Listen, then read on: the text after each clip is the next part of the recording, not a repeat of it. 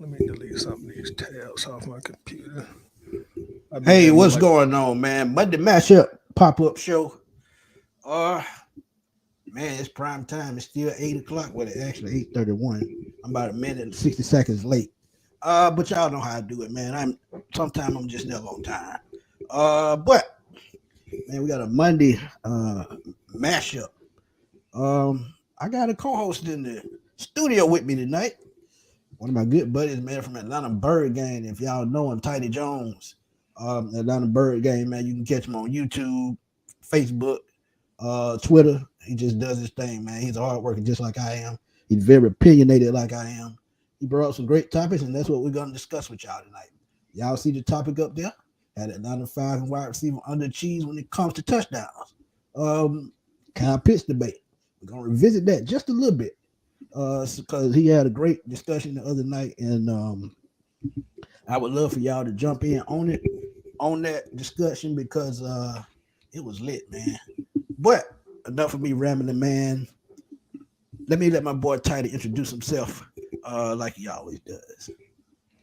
how's it going, everybody on YouTube? It's your boy Tidy Jones, man, from Atlanta Bird Gang. You know what I'm saying? That's me to say we're gonna talk about a few quick topics tonight, and hopefully we can get some spirited conversation and some debates going. So I'm very, very happy to be here. Smitty, how's it going tonight, brother? What's going on? Hey, man, you know how I do it, man. Hey, my boy ain't here tonight, but I got another great co-host. But with me, these topics, man, they crazy. And I don't like to argue when I debate. I just like to spit facts, and y'all know that. But we're going to flip-flop it. We're going to start with the Kyle Pitts debate. And we're going to give y'all the wide receivers touchdown debate just in a little while because it's actually something to think about. But Kyle Pitts, let's go back to 2021. He's going to his third year, coming off a kind of serious knee injury. He's got to bounce back this year, and I would not call him a bust until his rookie contract was up. But as you said the other night, and I listened to it, you made some great points. What the Falcons needed, what the Falcons thought they were getting, and the front office, they just had a different perspective than everybody.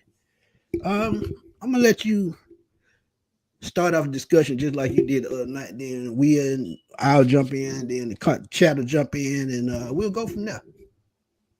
Cool. So what we gonna discuss a little bit revolving around Kyle Pitts, y'all, is we gonna discuss, was that the right pick for the Falcons at that time? 2 years removed from that pick, do we have any buyer's remorse regarding that pick? And some of the things that we talked about was, is Kyle a fish out of water in this offense? As we see, we're probably going to have another season where we're going to be probably a run-first offense. We got a second-year quarterback who still has minimum experience, so not exactly sure whether or not Arthur Smith is going to trust Desmond Ridder with throwing the ball over 25 times per game. And even then, we all know the offensive line is probably the best position. Well, I'm going to say probably. They've proven to be the best position group on the team. And we had an elite offensive line last year, number 1 in the NFL in run blocking, bow. Number 8 in pass blocking, bow. When the last time we seen that? So top graded offensive lineman. Top graded offensive lineman. Exactly. Yeah. So if it ain't broke, don't try to fix it. So I'm sure we're going to be running the ball a great deal again. We got our young Thundercat Tyler Algier coming back. We got our premier rookie, Bijan Robinson coming in. And you also got CP, back there as well. So I say is Kyle Pitts a fish out of water because at this point, does he really fit in this offense? Now, we can go to his rookie year when we had Matt Ryan here, and he did put up a lot of yards. I think the number was 1,076 receiving yards, if I'm right. 1,026. 26. Okay, thank you. And only one touchdown. We're going to talk about that a little later on, too. We're going to talk about it a little later, too. Yeah. Oh, man. And only one touchdown. And I do remember, Smitty, before the 2021 draft, I remember a lot of things that was sold to us as fans and maybe the franchise to a lesser extent about Kyle Pitts. I remember everybody saying, okay, he's going to be a touchdown machine, a touchdown monster. Falcons, all your red zone issues are going to be over because Kyle Pitts is going to come in and give you 10 touchdowns guaranteed per season. He's a big, tall target for Matt Ryan. So you guys are going to get in the red zone and you're just going to be throwing touchdowns, touchdowns, touchdowns. Smitty, 2 years removed, we got 3 TDs from Kyle Pitts in 2 years. Now, granted, Smitty, he did get injured last year, and I think he missed about 7 games. Yeah, 7. But even then, Smitty, he was a decoy in that offense for the very most part. And Yeah. I'm telling you, Smitty, when I used to watch Kyle last year, I used to see him. He used to be visibly frustrated sometimes. I could just see it in the body language and sometimes the anguish in his face. So it just makes me Blind, wonder, Smitty. blind remorse though. Oh man. Ugh. This is this is why this is a good debate. Because they drafted him number 4 overall. That we know why that was. We lost Julio Jones. Didn't really have a number 1 receiver. We had Calvin Ridley, but he got in trouble the next year, so he Right. didn't play. But as I look at now, what you're saying, just 3 touchdowns. Part of that to blame to me, and I always say this, it's on coaching, and this is why. You have an ultimate weapon at tight end that can line up anywhere on the field, but yet and still, you still fail to design the offense around him. Now I know you drafted Drake London last year, but Kyle Pitts is still your money maker and should be. Second of all, you did not make a change at the quarterback position when you needed to. This Right. cost us about 5 games. Marcus Mariota couldn't hit a barn with a bar of soap, as I always say. And if you think about it, if Desmond Ritter comes in last year, before time, Kyle Pitts probably never get hurt. Kyle Pitts probably puts up better numbers. This discussion will probably never take place. But like I said earlier, I cannot say buyer's remorse only because his rookie contract is not up. And if his rookie contract is not up, I'm gonna give him the last 2 to 3 years to see what he can do, and then I had that debate. But let's go back to the 2021 draft and see what's on the board and see which way they could have went and could have made a difference. And this is the good part, because it was a lot of names in that draft that they could have actually traded back and still got more draft capital, and could they have moved up the board for a quarterback last year in 2022? Possibly. So, Tidy, let's pull up that top 15 list. And Let's see. There we go. so we're looking at top 15 picks. Jacksonville, Trevor Lawrence. And this is what I meant. And if we made that deal the year before, Trevor Lawrence could possibly a Falcon. Now, I know it would have been hard for Jacksonville to trade that pick, but hey, we all know money talks, player talks. Yep. Julio Jones was on the trade block. You give him Julio two first round picks, you probably get Trevor Lawrence.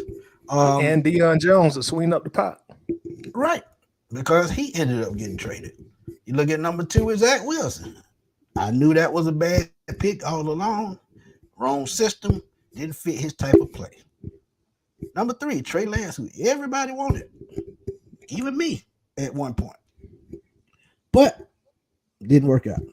Now, this is the part that I said on the show the other night when we were debating this. Kyle Pitts or Jamar Chase at number 4. Which would have made sense to you? Now, the more I look at it, no number 1 receiver. And see, this is why I said the NFL is rigged up at times, because I don't think Jamar Chase was going anywhere but the Bengals anyway, because he played with Joe Burrow in college.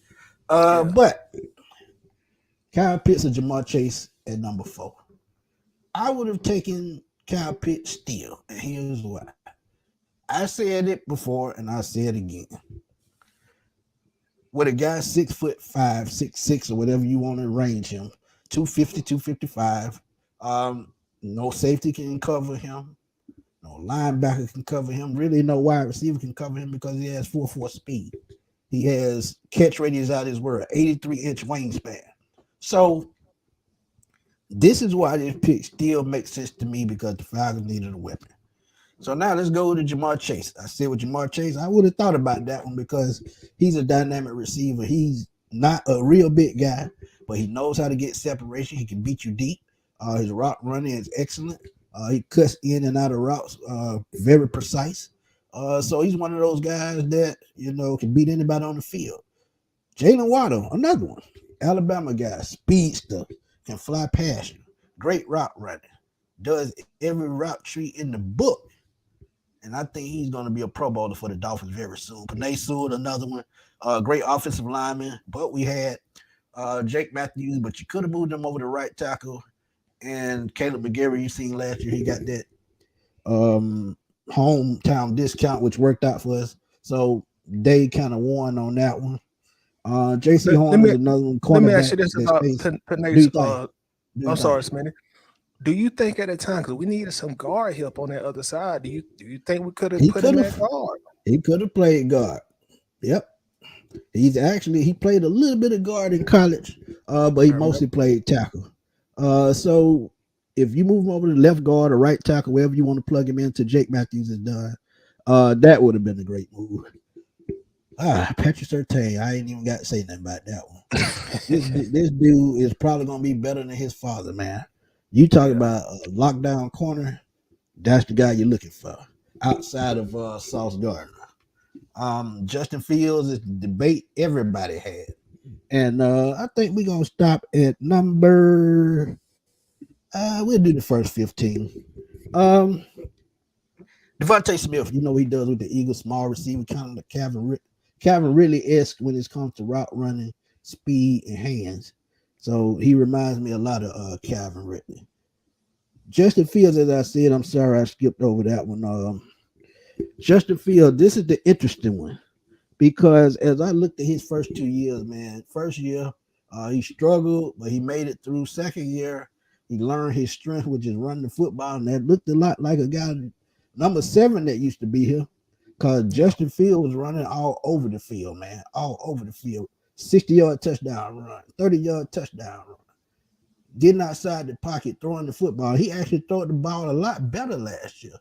he did. So with more weapons this year, could he make that next step with a better offensive line? They get more running back help.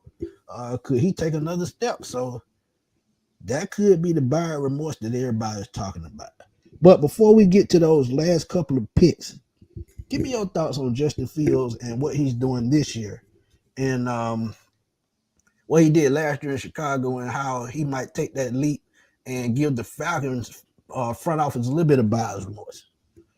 As you were saying, you compare his rookie year, which was a very, very, very rough rookie year.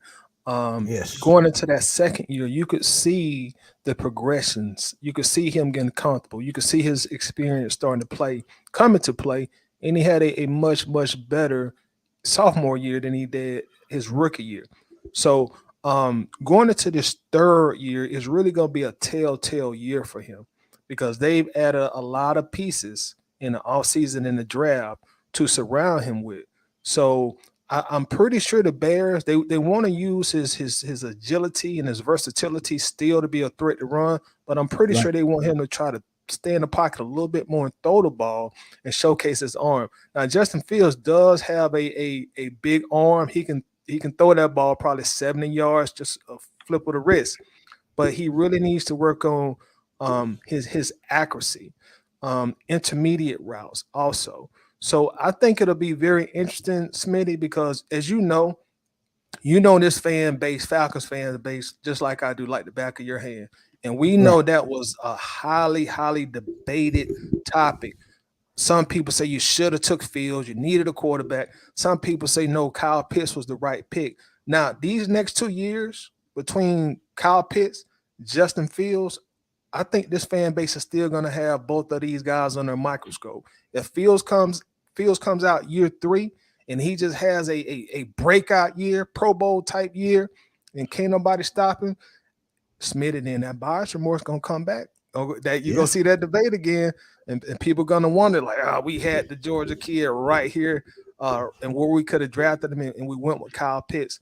If vice versa happens, Kyle Pitts has a breakout year, he gives us at least 7, 8 touchdowns, then our fan base would be like, okay, we probably did make the right pick. So I'm interested to see how that's gonna play out. We're gonna compare these two players for a few more years to go in their career, I think.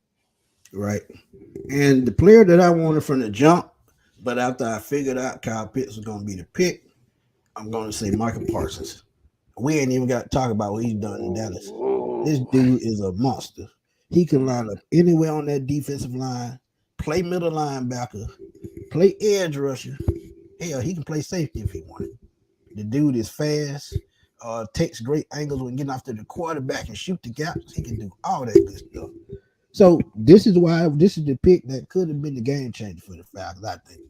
Because you Right. talk about they haven't had an edge rusher since John Abraham, and you heard him say it himself on the show he did it a couple of weeks ago. Michael Parsons was that dude to me, and on this saying a whole hell of a lot. When you look at Michael Parsons, it gives you a strong reminder of LT. Now tell me I'm Modern wrong. day LT. Tell me I'm wrong. No, you ain't Because wrong. LT struck the field in the defense, in the offense, in the quarterback's heart. So when Michael Parsons lined up anywhere on the field, the quarterback looking for him. And guess what? Even if he find him, depending on what angle he take, he still won't be able to do anything about it. Especially if he's not mobile enough to extend plays. Right. So Michael Parsons is really to me the only regret that I had out of that draft. And I love Kyle Pitts, man, but Michael Parsons was just a different type of. I think if we had Parsons today, our defense would have changed as soon as he got drafted. It Because would. his rookie season, he had what about 11 sacks. Yep. So think about that. Just think about that. Double-digit sacks as a rookie, and we haven't had a double-digit guy in what, 8 Since Vic years? Beasley. Yep, 2015. So think about that. No, 2016. I apologize. 7 years. So that's still a long time, man. That's still a long time. Let's get to these last three, and then we gonna jump a little bit more into this. Get y'all thoughts on this, and we'll go from there. Rashawn Slater, Chargers offensive lineman.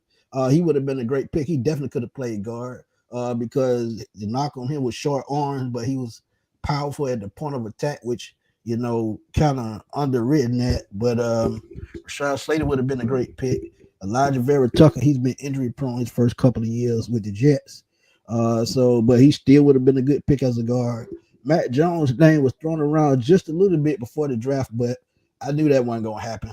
Yep. So when I look at the first 15 picks, the only pick that I think that really, truly would be buyer's remorse is Michael Parsons. Because like I said, he's a game changer. He could have, I can't even imagine it, man. With what we have right now, I couldn't even imagine it. We could have went in another direction the very next year, got the best cornerback in Sauce Gardner. Right. So we went offense both years instead of defense both years. So now, I guess things are working out the way they're supposed to. And right now, we're just going to have to see how it plays out. But give your thoughts on which pick that you think would have buyer's remorse. And while he does that, everybody in the chat, please drop y'all picks and tell me who y'all think the buyer's remorse should have been for the Falcons in the 2021 draft. Take it away, Tidy. For me, of course, we'll start off with Michael Parsons. And you hit it. You hit a grand slam on everything you said about the guy. That's somebody that'll come in and change your defense day one. And one of our biggest Achilles heels as a franchise historically is we haven't been able to put together consistently great defenses. And if you even dig deeper than that, not even it's not the fact that we haven't been able to put together consistently great defenses, but if you really look at the numbers, we are one of the worst pass rushing defenses of all times when it comes to Yep. pressuring the quarterback, getting sacks on the quarterback. So that could have been something that we could have solved or helped improve from day one. So Yep. Makai Parsons definitely sticks out a great deal to me. Also, you can't ignore the production of Jamar Chase. Also, so Jamar Chase to me was one of the best rookie wide receivers I've seen come into the league probably since Randy Moss. When I'm talking about polish, route running, and just looks like he's ready for the moment. And I'll even include our own Julio Jones in that conversation. To Yeah. me, Chase was a better rookie than Julio. Julio was still a little rough around the edges as a rookie. It took him being under Roddy White's tutelage, to kind of polish his game up a little bit. So that Chase things is still there too. And also the Justin Fields. I got to see these next 2 years because if Fields comes out and his career skyrockets, that's something that's going to sit on Atlanta's shoulder for a while unless Desmond Ritter becomes the guy that we need him to be. If Ritter comes out and he breaks out and he becomes a star, then that Justin Fields stuff don't even matter. But if I that doesn't agree. happen, our fan base, that's something that we're going to debate about as we always do. So those are some of, I Yeah. think, the noteworthy guys, and Patrick Surtain as well. My thing with Pitts, I just want to make sure that we get our investment for the fourth pick.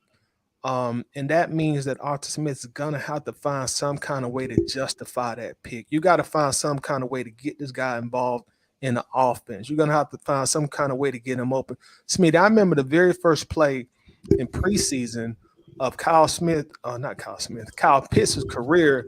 We ran like a bootleg and we hit him for like an 18, 22-yard gain. We got to have more than that. You got to design some plays to get the guy open and improve. Like, hey, this is why we took him number 4. This is why he's a unicorn. He is going to be able to score touchdowns in this offense. I just don't want to see him turn into a decoy and a downfield blocker because you could have got somebody like that in the second or the third round, in my opinion. Agreed. Agreed. That's true. And I have no arguments with any of those players. But everybody in the chat, man, thank y'all for tuning in. Atlanta supporter, RGATL for life, the plug, Justin Swisher Sweets, Lisa Shepard, James Holloway, my boy Ron Thomas, Winston Thornton, my dude, Mr. Willie Butler. What's good, man? I'm back, man. I'm out. I'm still around, man. I'm still around. Keith D. My boy Berto, 95 North Falcon Talk Show, man. Y'all go check him out. He did a great piece on a short on Caleb Williams and the White Falcons. Probably should tank to get him. That came out from a article, and that was not on Alberto. So when y'all see that, that was an article he was commenting on, and just please go check that out. The Dixon Way, man, y'all go check him out, man. Braves, Hawks, Falcons. He talks it all, do live in-game reactions. So y'all please go check out the Dixon Way, Scooter Rain. I'm getting long-winded. And ATL Georgia, man, thank you for tuning in. Y'all go check him out on YouTube as well. Let's see, James Holloway. I said James Holloway. Ty Dollar 496. Facebook user, what's up? But before this show is over, man, we're gonna give y'all a couple of 2 to 3 minutes each topic. Y'all give y'all thoughts on these topics that we're discussing. But buyer's remorse, I would say Michael Parsons, that's it, and that's only because to me, he could have just single-handedly changed the Falcons' fortune on defense. 39 sacks over the last 2 years. I think he got what, 20 over the last first 3 seasons, well, first 2 seasons. He has 25 and a half, I want to say, somewhere around that number. But trust me, it was, man, I just get sick thinking about it sometimes. But I'm gonna keep my faith in Kyle Pitts that he's gonna get this thing going. And this season will probably be his best one yet because very first time, other than Matt Ryan, he got somebody that can get him the football. Because like I said, Mariota overthrew him. I know a good 15 times. Yeah. 4 touchdowns I know of because I remember and I seen and I counted it. So just think about that. Well, I can go on and on. But let's get into this next topic right quick, man. Wide receivers. We talk about underachieving, overachieving, and things like that. Toddy and I have looked over the numbers over the years of some of the Falcons' top wide receivers, and the touchdown numbers are not great. And that to me is a little bit the front office fault, the head coach that they hired fault, because they never put a quarterback in certain eras of the Falcons to be the quarterback to throw the ball all over the field. Because as I said, the Falcons have mostly been predicated on the run, and I'm sticking to that. So, and Shane Elliott, we're gonna get to that Marvin Harrison Jr. thing in just a minute. But let's look at some of these wide receivers over the years. Let's see, can I find it? Uh, uh,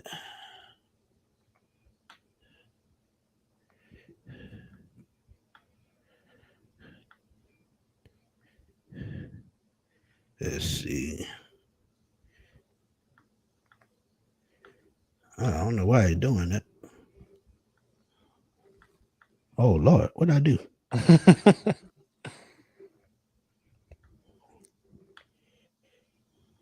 I'm gonna have to put it up another way. Y'all excuse me, I'm new to this. This is like my only third time doing this.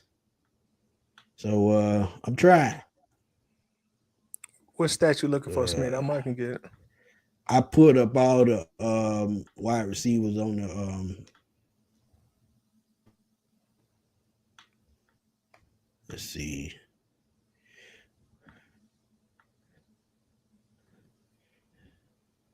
Let's just start with Andre Rison. Pull up Andre Rison.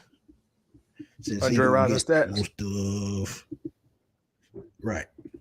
All right. So we're gonna pull up Andre Rison and we're gonna start there. Oh, We're gonna bad drop the link move. soon as we finish discussing this. Soon as we just finish discussing this topic, because trust me, y'all gonna kind of hate me when it's over with, because as I thought about it, it was something to think about. Tidy, he talked about it on his page as well, and that's why I got him here tonight, because he brings up great topics, and I be wanting y'all to tune in. So now his supporters and my supporters, y'all go check him out. Go to the description of this video, and you will see Atlanta Bird game in the link description in this video. So we're looking at Andre Rison right now.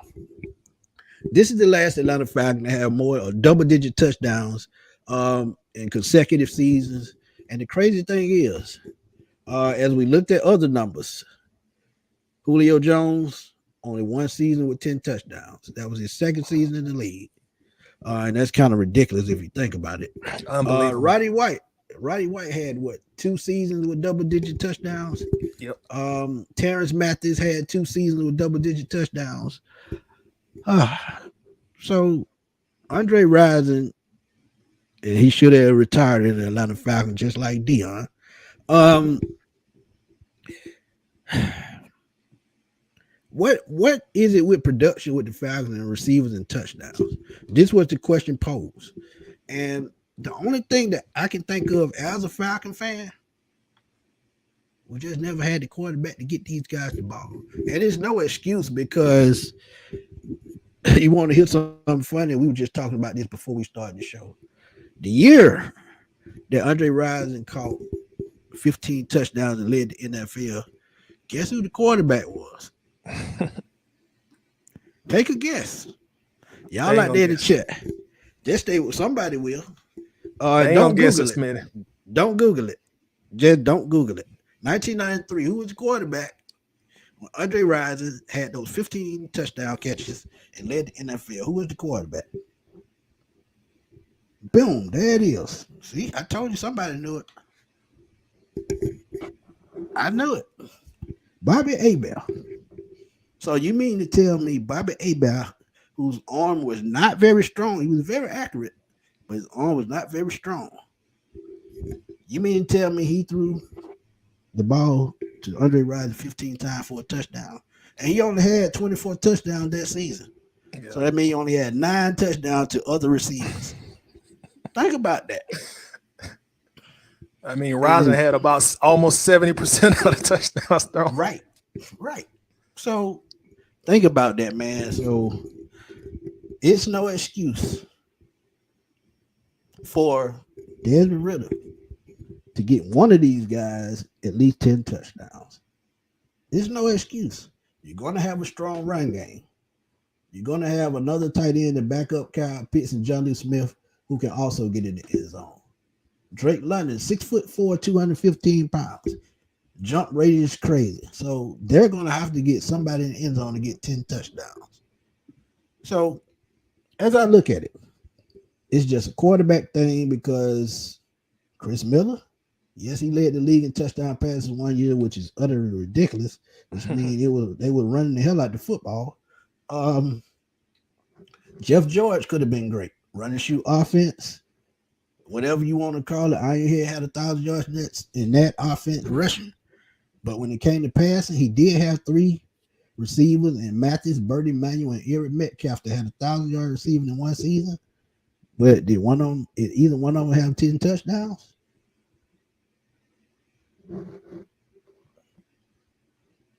Nope. So I let you I don't want to be long with it, but I let you get your thought, Tidy, because I go on and on. Keep going, bro. Another thing to add on to the Andre Rison, the year he had 15 touchdowns, which was in 1993. We have not had. He was the last Falcon, y'all, to have at least 12 touchdowns in a season, and that was in 1993. And here Right. we are, the start of the 2023 season. That's 30 years, y'all. 30 years we have not had a wide receiver to have at least 12 touchdowns. That is probably one of those infamous Falcons records that we don't like to Yeah. claim. That's a Yeah. long time. And then, Smitty, you got to think about all these talented pass catchers that have came here since Rising. Roddy, Julio, Tony. I mean, even Algie Crumpler was pretty good. You have Calvin Ridley here Terrence and Mathis. Terrence Yeah. Mathis, and we still haven't been able to produce 12 touchdowns since then. And when we have had a franchise quarterback in Matt Ryan, you had a number 1 draft pick in Michael Vick, and you Michael Jenkins. I mean, he wasn't a prolific talent, but he went Tony in the first Martin. round. Tony I forgot him. Martin. That's another one. Sean Jefferson. I mean, they've had some talent. Yeah, Smitty. I mean, from the receiver standpoint, Smitty, ain't too many teams can say that they've had the talent that Atlanta has had these last 20, 30 years from a receiver standpoint. Even going Right. into those rising years, man, we've had some talented receivers. Alfred So Jenkins. Alfred Jenkins. Yeah. So Smitty, when you look at the numbers, 30 years, 12 touchdowns, and like you were saying before, Julio only had 1 season. Roddy only had 2 seasons. Tony Gonzalez never did it. Tony Gonzalez never had a double-digit touchdown season in Atlanta, but he had it Nope. 3 times in Kansas City. And I would argue our quarterback was better than all those quarterbacks that was in Kansas City. Yeah. So Well, I take that. Well, back then, in the early 90s, who did they have? Oh yeah, they had Dave Craig. Don't worry about and it. one year I forgot he had I think it was Thick Pen threw him a double digit season also one of those years. His final year in Kansas City, if I remember correctly, right before he came to Atlanta, was it? which was Was it? Um, it could have been Thick Pen. Yeah. I believe it was in 2008. I think so. Yeah, Thick Pen. Because Yeah, I think he was their quarterback for a little while before. Who was that? Trent Green. I think so. Yeah, before Trent Green got to Kansas City. Yeah, I remember Evans Gerbach. Yeah, I remember him. Rich Gannon. I remember all those guys. Yeah, and Smith, another thing, like we are a team that has passed the ball a lot over the years. You know, we always talk about how many yards Matt Ryan passed for, but Matt Ryan was typically always top three, top five in passing attempts. So it's not like we were not throwing the ball a lot because we was throwing the ball a whole ton. And it's just mind boggling. Like, where is the wide receiver touchdown production? Why was it never there? And you mentioned, I can give we you one reason. go Do ahead. you remember a couple of years ago, Julio went on the sideline, went nuts. They were playing the Washington Redskins, and he caught a touchdown that game. But every time they got near the goal line, he was on the sideline. Just tell me what I've seen it for 2 years, 2 straight years with Dan Quinn. Every time they get in the red zone, I guess they're gonna try to run the football, which I have no problem with. But you got an all-pro receiver on the sideline, make it make sense.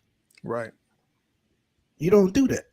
right. Yeah, I know. You know you're gonna depend on those tight ends, and you're gonna do these sweet plays. Julio is still 6'3", 220 pounds, full of muscle, and can Freak of block. nature. So you still gonna have him on the sideline? Make it make sense. I wouldn't even play him at quarterback to make sure he got on the field. But it's just mind-boggling. Roddy White is another one, and had Michael Vick finish his career in Atlanta, I think Roddy White probably would have had an even better career because Matt Ryan could get him the football. But people do not think about the gun that Mike Vick had. No, he wasn't accurate. But when you talk about a pretty deep ball, I ain't seen that like it from a left hander. Yeah. Never seen nothing like it. So as I look at it, it's about quarterbacking, it's about play calling, and to be honest, that's all I could think of. Because Jeff George, another one of those guys, had he stayed with that run and shoot and not lost his cool with June Jones, hey, who knows what would have happened with that team? He had three wide receivers over 1,000 yards, and I don't think either one of them caught 10 touchdowns. Tell me how bad that is. Just tell me how bad that is. So, as I look back over time, that is actually pretty sad if you think about it. Pretty sad. And like you said, a record like that, I wouldn't even want to take credit for it. And the sad part is, going into this season right here, it could continue. And the reason why I say it, and it shouldn't continue, but the reason why I say it, zone blocking scheme, run heavy offense. So they're going to spread the ball around to whomever's open at the time. Right. So this streak could go on and on and on, probably until we get another head coach. And I guarantee you, and I'm gonna tell y'all this right now, and it's gonna happen down the road. Arthur Smith is not the coach of the Atlanta Falcons anymore. The next coach is going to be Kyle Shanahan. Watch what I tell you. Just So you watch. see him coming back? I see him coming back because people not going to admit it. He carried that team in 2016 with that offense. Yeah, he Let's was be the real real head about it. coach. Let's be real about it. Yeah, he broke down in the second half because he was thinking about his job he was going to in San Francisco. But let's be real. He led that team.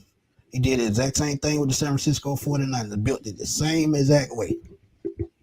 We seen the same thing from his father in the Denver Broncos.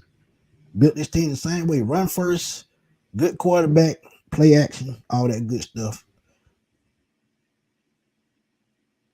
So if they can imitate that John Elway Broncos team in '98, then I could see us breaking that streak. But as for now, I don't see it. All right, let me. And you got to throw in. Then you hold on. Then you got to throw in Bijan Robinson. That's another thing to think about. That's a running back. He could catch 5 touchdowns. So Yeah. go ahead. I want to ask you this, Smith. I'm gonna put you a little bit on the hot seat. Well, not the hot seat. Do We'll it. call it the Hey, warm man. seat. Hey man, come on. You know it.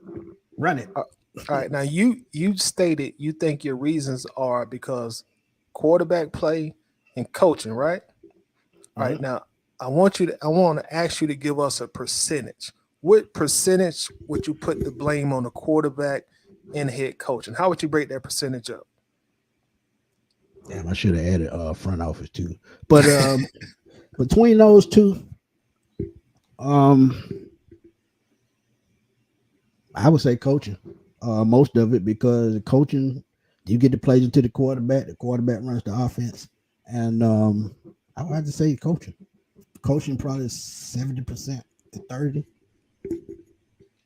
So 70% coaching, 30% quarterback, right? Right. All right. So I'm gonna keep digging. I'm gonna ask you this: Do we? And you mentioned front office. So do we dig a little bit deeper and maybe ask like, here's a question for you, Smitty, and also the people that's watching. What's the fascination with Arthur Blank always hiring rookie head coaches and rookie general managers? Do you think that has a trickle down effect? Because Smith, I don't know if you know this or those that watching notice this, but Yeah. every single head coach Blank has hired is a rookie, and First every year. general Yeah. manager he's hired is a rookie. Well, this is how this gonna go. In a way, I like it because he's getting a fresh start, a new way of thinking. But you missed on a couple of head coaches that I think could have came to Atlanta. And see, this is why they hired the GM. I'm sorry, the head coach before the GM because I don't think Arthur Smith will be the coach. And I said it many times right here. I don't think Arthur Smith will be the coach if Terry Fontenot was hired first. Ooh, No matter what Rich McKay be in there, I don't care. It wouldn't have happened. But they missed out on some good head coaches. And you see it. Matt LaFleur is another one who shouldn't have never left Atlanta. They say he was too young to take over as offensive coordinator when Kyle Shanahan left.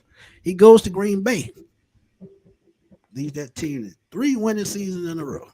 yeah. So that is on the front office. So at the end of the day, I just think, man, the front office, they too have some blame. They'll get the outside percentage because they hired the coaches, they pay the quarterbacks. So uh I just front office, man. Yeah, they get a lot of the blame too, man. And I'm gonna just Okay. leave it at that. I don't Oh, want to say that wrong. all right. I'm Well, trying. I'm here to play the alter ego. I'll take all the smoke. Let me ask you this. Let's talk about our quarterbacks real quickly, since we're talking about this. You had a Michael Vick here, and of course, we all know that his arm wasn't his strength, but he was here. He started. I want to say 4 seasons because I know he was injured most of one season, so he started four Yeah, he seasons broke here. his leg and missed the whole season. Yeah. So of course he never got it done. And we didn't really expect him to do it. The kind of offense we ran, and he just didn't. He didn't have a proficient arm. And then you have a tenured quarterback like Matt Ryan that we brought here, and help me out on this, meeting. I think over Matt Ryan's 14-year career, he had three seasons of at least 30 touchdowns? Was it? Matt Ryan, Yeah, I know 16, 18, and I want to say 16, 2012. 18, and I think yeah, 2012. well, I think he had 32 that year. Yeah, I can check it right quick. yeah, I think it was. Uh, So we look at all that. You got Vic, you got Ryan, and I don't know. Like you said, let's see. I think Ryan 2012, had yeah, 32 touchdowns. 32. Yeah, 38 in 2016, 35, 35 in 2018. I almost did it in 2011. He had 29. yeah. So proceed.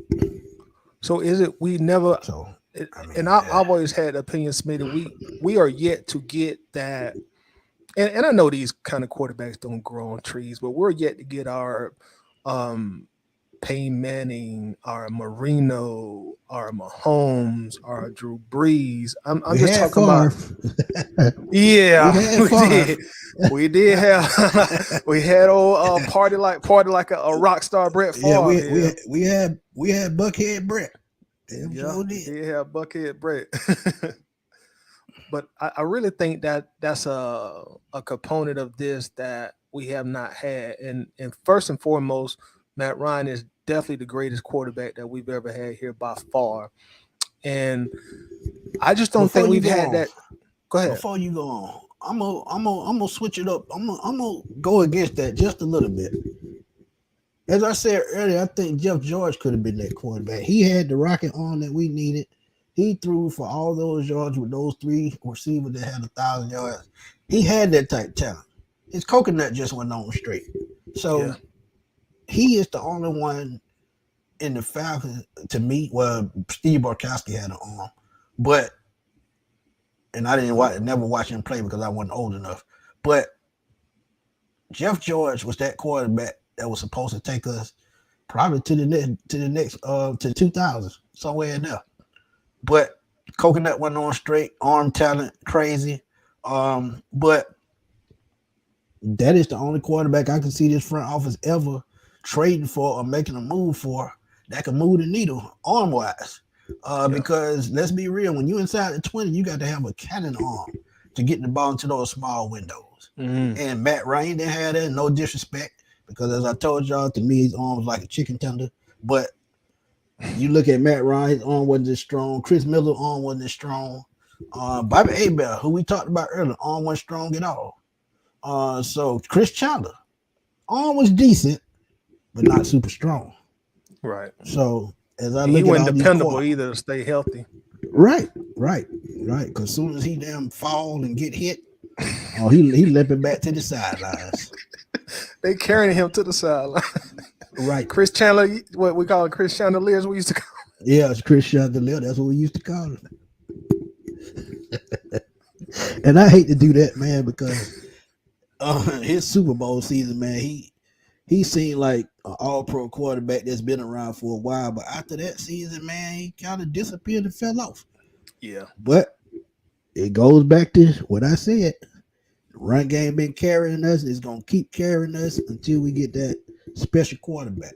But Yeah. this next draft in 2024 and a couple years in 2026 are going to be the two best draft classes that the Falcons can pick talent from if Desmond really don't work out to get that quarterback of the future. But keep on with what you're saying, man. I didn't mean to cut you off. It was just that quarterback thing by Jeff George, man. He was a talented dude. But he need to be admitted into the one that flew over the cuckoo's nest. No. You pretty much hit it, man. That's exactly what I was getting at. We just never had that. Even Andrew Luck, the few years he played, just a quarterback when they come out there is like, look, this guy's one of the best that's in the league. This guy can put up points. This guy can get it done.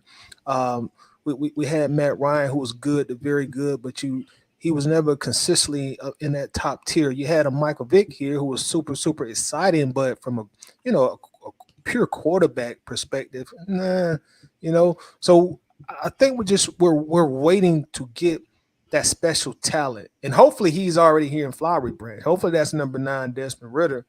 If not, the franchise, we just really need to get blessed with that kind of talent. And I know sometimes it's luck, everybody's not going to get them a Mahomes, but we just need to find that quarterback who can fit those tight windows in the goal line, that quarterback who can throw that 60-yard out route, and a guy that can take it to the house. And that's really what we've lacked historically forever in this franchise, Smitty. Yeah, because like I said, they solely depend on the run game. We've had a million running back, all pro running back. You talk about William Andrews, Gerald Riggs, even Ironhead Hayward, Jamal Anderson, Michael Turner. Now what do? Draft Bijan Robinson. So what's that tell you? They're gonna keep depending on that run game. Right. So it's up to them in that front office and the head coaching if we want to take it in the other direction. Because like you said, that Matt Ryan, a lot of those years Matt Ryan, he was throwing the ball all over the field. Just want to get it in the end zone to one person. He was Right. spreading around, and that's what they're taught to do. But when you got a superstar wide receiver like a Justin Jefferson, Jamar Chase, Stephon Diggs, and guys like that, you got to give them the football. Right. So Kyle Pitts, he's in that category. Drake London, he was a number 8 pick. He's in that category. You got to get him the football somehow. Right. I don't care how, somehow. But as I promised, man, I'm gonna open it. We at 50 minutes, so we got about 9 minutes. I'm gonna open up the chat right quick so y'all can get y'all thoughts on the topic, and after that, we gonna roll on out of here. But you got anything to add before somebody come in? Not at this point. I think we pretty much nailed it all. Yeah. I'm excited to see what the people in the comment section gonna say. But the link is in the chat. Y'all go in and jump in right quick if y'all got something to say. I see a couple people in the chat. I already see it drop the link. My boy Winston Thornton. I hope he's still in here. And jump in right quick. But yeah, man. And like you said earlier, man, Justin Fields, that's gonna be interesting. Because as I look at it, man, and say we took Justin Fields instead. Yeah, we probably would have struggled another year. Probably would have been another, year in the dumps. But you get Drake London the next year, your number one receiver. You have a top run game, and the way he uses his legs with no offensive line. Yeah. Do we see another Lamar Jackson in Atlanta with Justin Fields? Possibly. Yeah, possibly. He would have fit the offense pretty good. Top offensive line that fits his own run scheme, take pressure off his shoulders, had the strong arm to make those throws we talked about. We're gonna revisit this in a couple of years. I got a feeling about that. Yeah, we will in the next 2 or 3 years. I do want to ask you this, Smitty. Speaking of those wide receivers and touchdowns, I got a question. Who do you think gets double-digit touchdowns first? The unicorn Kyle Pitts or the champagne poppy Drake London? Who gets to 10 first in one season? That's a great question. You know what? I would say Kyle Pitts only because of this.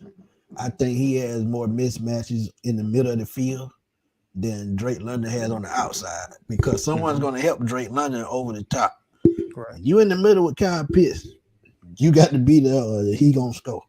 Yeah. So I'm going Kyle Pitts on that one. I hate to say it, but I'm going Kyle Pitts. We're going to welcome my boy Winston Thornton in right quick. Winston, let me ask you something right quick. What's going on, fella? What's going on, Winston? Let me ask you something right quick, man. Kyle Pitts, buyer's remorse. If you had a chance to pick a player back in 2021 instead of Kyle Pitts, who would it be? Michael Parsons. Easily. It would have been Michael Parsons, but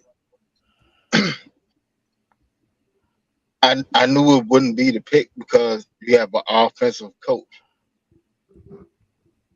With an offensive coach, we just lost Julio.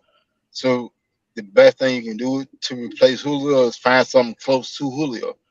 Closest person to Julio that doesn't take away from Calvin Ridley being elevated to wide receiver number one is Kyle Pitts.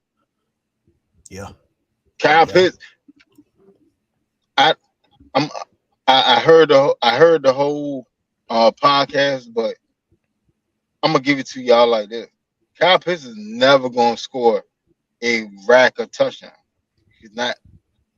Kyle Pitts' role is to stretch the field. Same thing that Julio did. That's Kyle Pitts' role. Kyle Pitts is, hey, I need chunk plays, 40, 50 yards. This is what I'm gonna give you. But this is what we drafted you to do. Yeah. You may end the season with 6, 7, 8 touchdowns. 8 touchdowns probably be his ceiling.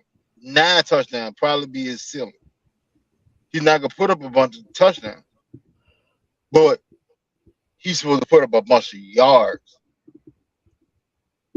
Um, uh, London.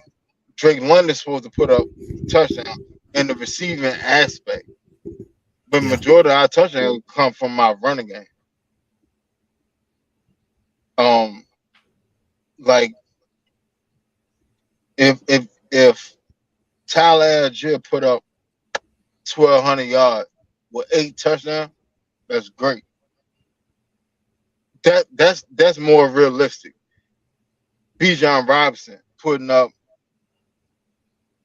close to 1,000 yard rushing and another 500 yard receiving and 8 total touchdowns, 9, 10 total touchdowns. That's more realistic. Yeah. Drake London with around 1,100, 1,200 yards, 10 touchdowns. That's more realistic. Do not expect Kyle Pitts to be the one to put up all these numbers. He's not gonna do it because the But offense isn't designed for him to do it. I get what you're saying, but in the end, in the red zone, you got a guy 6'6", 250 pounds. This is where guys like Grunt excelled. Guys like Kelsey excelling. Kittle is excelling. Kyle Pitts should be a part of that conversation easily. He's to me more That's true, athletic than but all of those guys. that's true. But at the same time, you got to look at how Arthur Smith scheme up his red zone offense. Kyle Pitts may be floating around out there in the offense to catch a couple of red zone touchdowns. That's true. But now it's number 10. Like if you really want to think about it, Jonnu Smith will end up catching more red zone touchdowns than Kyle Pitts will. I can see Kyle that. Pitts has to score from distance. He needs to break away, and Desmond Ritter has to put the ball on him so he can outrun cover. That's where he's gonna get his touchdown. Yeah. But when I they can see come down to 20 yards in, 15 yards in, 10 yards in, yeah, you're gonna run the dummy route. And if you're open, all right, we're gonna hit you. If Ritter's able to see you. But if not, it's going to a Jonnu Smith or a Parker Hesse. Or what that boy name? Clint Brakovich, the fullback. Oh man, you I'm went deep telling you down. how I'm telling you how the offense works. Everybody will sit there and look at the top of the name, the A-listers on this roster, but that's not how this offense works. The offense is literally on misdirection. That's the whole reason why we sit there line up in one. All right, if you really sit there and pay attention to it, we'll line up in one formation, run a play out of it. Come back 2 plays after it, line up in the same formation and run a different play out of it.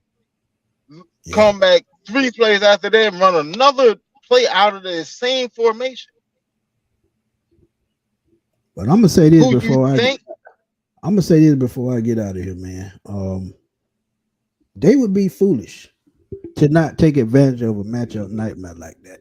And I get what you're saying, but we've always been taught. Look at Atlanta Falcons history and look at Julio. Tight end, we've always been taught a tight end is a quarterback safety blanket. So why not start to use Kyle Pitts like one? What? All right. So then, if that was the case, look at Julio. This is what I would say, and that kind of goes back to what we talked about a moment ago.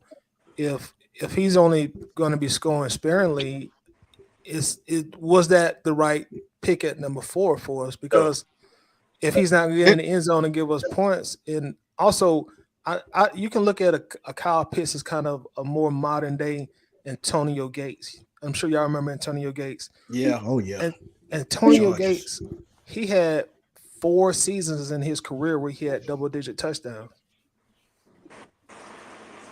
But you know the common denominator to that. He had a rocket arm quarterback. We were talking. You gotta look at it. Yeah, that's true. Philip Rivers. No, outside of that, you had a Hall of Famer running back in the backfield, and then you still have to look at the time, look at the error, look at the error. See, back then, like people were throwing the ball, but for somebody to have a 4,000-yard season was astronomical. But he had who it was, Vincent Jackson, and who was the other receiver? With the No, Chargers no, back. back when Gates was balling, it was Breeze, LT and Gates, and then after Breeze left, it was Phillip Rivers, LT and Gates. And Vincent Jackson. So back then, when a quarterback sitting there and crossed the 4,000-yard threshold, it was something to be celebrated. Now, if you don't have 4,000 yards throwing, you're a slouch. Right. You see what I'm saying? You got to look at the offense that we have now. The offense that we have now, Larry, I see you down there shaking your head, man. What you got to say, dog? Larry, go ahead, Larry. Appreciate you having me on, man. Appreciate y'all having me on. No doubt. What's going on, brother? Back to what me and Tight End, I had this conversation plenty of times when I come on this show. We should have never drafted a tight end, plain and simple. Michael Parsons or Sewell should have been the pick, plain and simple. We needed defensive help. And that guy would have been. It don't matter what team he's on. He's a generational talent like LT or Derrick Thomas. You stick him on the team, and he's a problem. I just said that. He's a problem for anyone. Sewell is a lock store on the line right now. We having these problems like, are we going to sign McGarry or something like that? Maybe we played better if we already had Jake and then Sewell, or move Jake back to his natural position at right tackle. But don't let me stop there. Cal Pitts. Let's say the guy we got in Cal Pitts. And Winston said that he's not going to get the numbers that we expect him to do to replace Julio. If we don't, he can't be a decoy anymore. Okay? He can't. Or he won't be here. Oh my God. Y'all are so wrong on this. He won't be. Hey, bro, look. Let him finish, Winston. Let him finish. Yeah, all right. I'm rebuttal after. I really think Cal's going to stay in an offense that features him blocking or being a decoy more than an offensive weapon. When he's seeing Travis Kelce do all these things, you know what I'm saying? He see what's the guy? He's hurt now. George Kittle. Yeah, Kittle.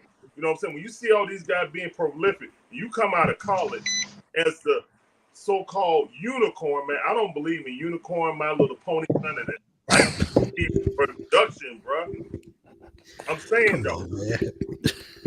I'm gonna add on to what Larry is saying. I think really ultimately, man, and this is the point I'm kind of reiterating, but man, when you take a guy at number 4, skill position tight end, like, look, the touchdowns gotta come. We've kind of compared him to Julio's production a little bit, but Julio wasn't the top 5 pick either. You know? No, he wasn't. When you take a guy at number 4 in the NFL draft, hey man, the touchdowns, they gotta come. If not, you gotta ask yourself, was that the right pick? And then not only that, a lot of people gonna get mad when I say this.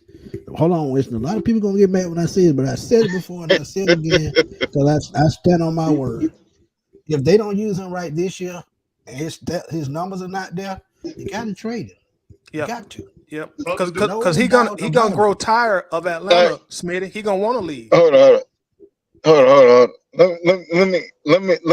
Let me chime in real quick. Hey, big shout out to John. I see you, John. What's going on, baby? What's going on? Y'all go ahead. I'll fuss with y'all later on. Cause see now. No. Ain't nobody excluding you out of the conversation. Y'all got John point that finger, boy. When John point that finger, y'all better watch out. Hey man. You know it's go time. Great conversation. Go ahead. All right. Let me put this to y'all like this. If anybody sit there and think that Kyle Pitts was used as a decoy, last season that's asinine. I don't think so. I can hold on. I can do you one better. Go back and look at his college grade coming out of Florida. Florida, and look at his blocking grade. Somewhere along the line, he has to learn how to block. He has to learn how to block. You can't just be out there just running around raggedy and doing whatever you want to do, and then when the ball don't come to you, then there's nothing. So hold on, let's look at his blocking grade coming out of Florida, and then let's look at his blocking grade that he accumulated last season. What was it So if blocking you grade? really sit there, More reasons why we should yeah, never. I appreciate it though. I mean, no. That's not a reason why you shouldn't draft him. Because at the same time, Travis Kelce couldn't block a lick. Could run under Yeah, he couldn't. every rider and he couldn't block. Travis Okay, Kelce couldn't block. but I'll ask you this. No. I'll ask you this. We Hold got on, just a focus- second. Just a second. When you say Travis Kelce, when you bring Travis Kelce's name in the conversation, I must ask you, when was he drafted? 2013, 2014, somewhere in there, right? he wasn't drafted number 4. That's my point. That is the point. No, He was not drafted Hold number on. 4. Hold on. he drafted. All right. So hold on. Along the same line. So we were drafted what, 2013, 2014? Somewhere in there. Look at the offenses. Look at the offenses back then. It was run based. Right? Oh, Because if I remember correctly, hold on. Because if I remember correctly, we went to the Super Bowl with a run-based offense that was slinging the ball all over the field because of our run game. If I remember correctly, we had two dynamic tailbacks in the backfield in 2016. Yeah, Uncle and Steve. then Matt Ryan just I got you, Uncle Steve. I'm coming. So look at how the game progressed since then. The game now is a passing game. What I meant by Kelce is like when you compare somebody to Kelce, you're looking at draft equity also in this conversation. Kelce was a third round. Kelce was a third round draft pick. You are. Right. You're looking at draft equity. So if Kelce, listen, check this out. If Kelce, give me just a real quick rebuttal, real fast. If Kelce was a third round pick and he can't block, that's fine because he was a third round pick. You know, so if that's the role he's playing as a third round pick, I get where you're going. Yeah, I get where you're going. You're okay with that? Yeah, because they're gonna expect him to have to develop anyway. Exactly. Then Kyle Pitts being a number 4 pick and already, NFL ready, to be honest. That's all he's saying. Yep. Along. That's what they Go ahead, Larry. They said Kyle Pitts. This talent right here is the best we ever seen. Mark him down for the Hall of Fame. Blah, blah, blah. Best talent in the draft. I don't want to hear that he can't block, bro. First of all, we drafted him and he was hurt. So don't even say that, oh, he was hurt last year. He maybe had a better yard. No, we drafted him hurt. So again, why did we draft a tight end at number 4? Not you number want me 4. You want me to give you the truth to that? They see him more as a wide receiver than a tight end. Even if exactly, let it be real about it. They see him more as a wide receiver than a tight end. I agree with you, Smitty. But again, like you got to understand what's been going on. Like, look, we took in draft a tight end at number 4. We drafted a receiver at number 8. We drafted a running back at 8. It's not about it's about what you showed in college. If you really that dynamic, let me go ahead and get you. I can coach you up to be great, to be well rounded. How not? He was on the line last year. See, that's what everybody felt. All right, so what a lot of fans sit there and see is, hey, well, we drafted him at 4th overall. He's supposed to put up 1,700 yards and 16 touchdowns every year. Nah, No, nah, that's tight end is tight end. Hold on, tight end is literally the hardest transition to the NFL. Go look it up. Any NFL pundit will tell you the same thing. Tight end is the hardest position to transition to. All right, so when you come out of the gate and you go throw up 1,000+ yards and almost break the rookie receiving record, that's something serious. So then, all right, let me go ahead and develop you a little bit more. Let me put you in line and let you understand how it feels to block against these players. Understand that, and then you still have to go run your route. Because before this you is go on, what you have to do to be an all-time great. yeah, that's true. But before we go on, man, I got to get my boy Uncle Steve and John in the conversation, man, because Uncle Steve, we've been talking about this for a long time, long time. So, Uncle Steve, you've been listening. Give us your thoughts. First, I'd like to give sympathies for Winston for that Uh, soliloquy that didn't land right. I'll go back to in 2021. I sat with my buddy Tidy, and we watched as the Falcons made one of the most questionable calls in NFL draft history. You were coming off a year where you knew Matt Ryan wasn't going to be here after 2021, and you had an opportunity to get a quarterback. I heard you guys talking about it earlier in the show. I think I was on that live too. I think I was. I think that was when I think we the one in 21. I think that was us in the Bird Gang then. Okay. So I said it then, and I'll say it now. I don't care how good of a tight end you are. You don't draft tight ends in the top 5 overall in the NFL draft. It hasn't been done before with good reason, and it probably won't be done too much afterwards. I think even Brock Bowers next year, as great as he is, and I would argue he's going to have a bigger upside than Kyle Pitts did. Brock ain't going in the top 5. nope. I don't think he will. So I fast forward He real will. quick, and I don't want to monopolize the time. I'm gonna get off after I finish. The pundits that were saying, "Oh, don't get a quarterback because you're going to be wasting him on the sideline because he ain't going to play this year because of Matt Ryan."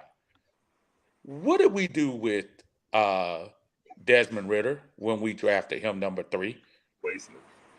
And well, we sat him on the sidelines behind a veteran that we knew wasn't going to be here the next year. Justin Fields isn't making double-digit $1 million. It wasn't going to kill you financially. I think if you had Justin Fields in this particular system to sit behind and wait, and by the time 2022 would have come, in the sorry division that we had, telling folks, not only would we have won the division, we might have had an opportunity to win a playoff game last year. We stunted our growth one year by doing this. And we didn't though. That's really the biggest point I wanted to make coming on here, because I know Methuselah is next to me, and he brought it before. Y'all might want to catch him before he go to sleep, because y'all know it's 9:45. So but that was my biggest point I wanted to make. I appreciate y'all, man. Larry, good to see you, bro. We'll holler at y'all later on. I'll be watching on the outside, man. No doubt, Uncle Where Steve. you running to, mister? Where you running to, mister? All right, John, your turn. You done pointed that finger. Go ahead.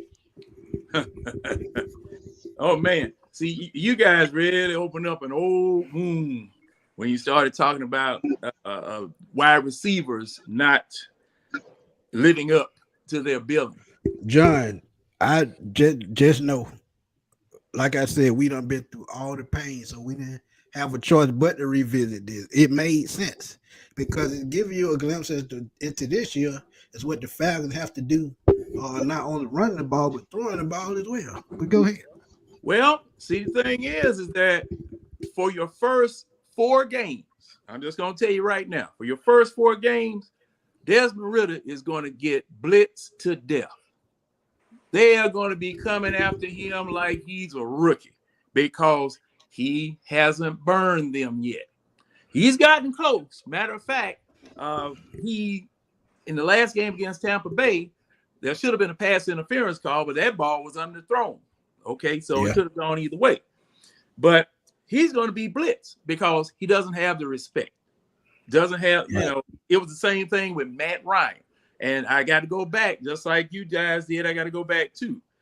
What was I always hollering for, Tidy, on Sundays when we were in the chat? The bomb. The bomb backs people up off of you. Look here. You complete deep passes. You complete a deep pass, the whole defense changes. It changes. They got us that time. So you go into play action again, they're not only they ain't 15 yards off the line of scrimmage like they usually are with Matt Ryan. They backing up. They looking. In 2016, we were so unpredictable. In 2016, we throwing touchdowns to 13 different receivers because, like I was telling everybody, the chiropractor cleared Matt Ryan so he could turn his head when he got back there in the pocket. Stop staring at people. Stop locking on the receiver. Kyle Shanahan, every time he did it, he hit him in the head with the football. Boom. Yep. Letting him know. Stop doing that. That's why Julio Jones was always double and triple cover. When they knew that Julio Jones was the only thing out there on the field that was a threat, they double and triple and covering Julio Jones, but Matt Ryan gonna try to force it in there anyway with that Jiffy popcorn arm he had, staring at him all the way from the time he got dressed in the morning to the time he decided. Man, you out of control. I'm just saying. And Tidy knows, Steve knows, everybody in the Atlanta Bird game knows because I documented that ad infinitum about what was going on with our quarterback. We haven't thrown the bomb. I mean, it's just so easy. It's just so easy. Send the man out there, throw it. You might not complete it, but let them know you will go deep. Okay? Now, as far as this 4th round draft pick, I just looked at it again. Who were we talking to yesterday on Steve's Live? I was trying to tell them about Kyle Pitts' money and Trey Lance's money. Trey Lance makes only $2 million more than Kyle Pitts does as a tight end. Now, man, come on, man. You overpaid for this man. You drafted this man $2 and you overpaid for him. Okay? You didn't. Number 4 picks, quarterbacks, franchise changers. That's what you get with number 4 picks. Defensive players, hey, if you see somebody that you like or whatever, go get them. No problem. I don't have no problem with that. But tight ends, no, 1,000 times. All right, John. I knew you was going to go there. Can I get a rebuttal on that? Hold on. Let me get Travis' thoughts right quick. Because he's been waiting for a minute. Travis, what's up, man? Thank you for joining us. Oh man, appreciate y'all having me, man. What's your thought, man? Always, Kyle Pitts, and I know the Pitsy chicks are probably gonna come after me, but I don't care. I don't even care. The man should not have been number 4. Let's just and here's my thing. I heard it complain in so many groups. We need defense. We need a pass rusher. Michael Parsons sitting there at number 4, and we taking Kyle Pitts, and but then that same season, oh man, look at our pass rush. We ain't got nobody to rush the passer.